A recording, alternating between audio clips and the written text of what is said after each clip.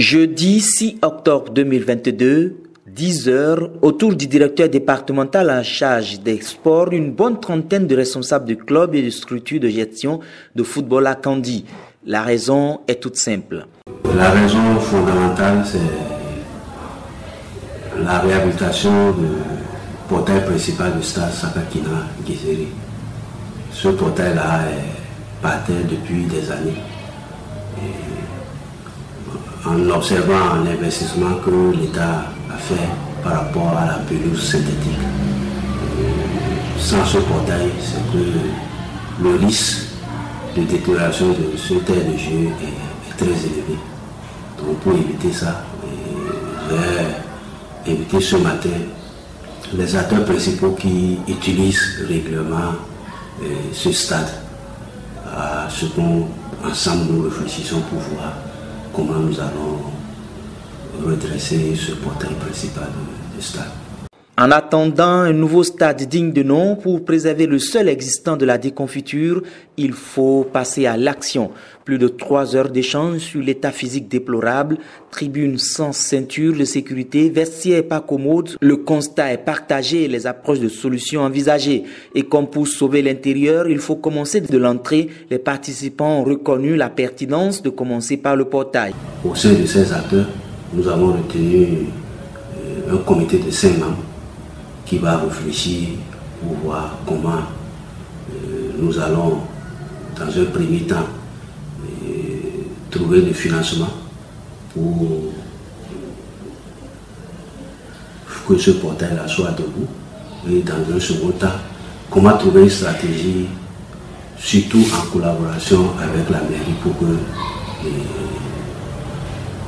ce portail soit vraiment un portail de qualité qui pourra résister aux intempéries, aux bousculades. Le plus heureux, c'est le directeur du stade.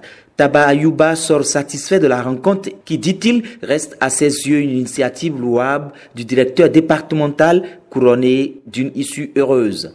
Je crois que je suis sorti de cette réunion heureux parce que j'ai eu un comité qui va m'aider à mobiliser et à réfléchir et à avoir au moins le portail debout au stade. Un point sera fait à l'autorité.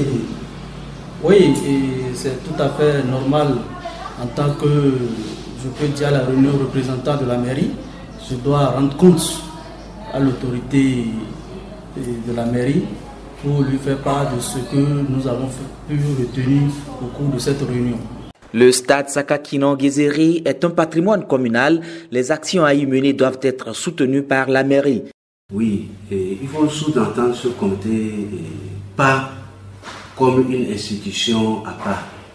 C'est comme vous construisez, vous mettez en place des experts pour réfléchir sur un sujet donné.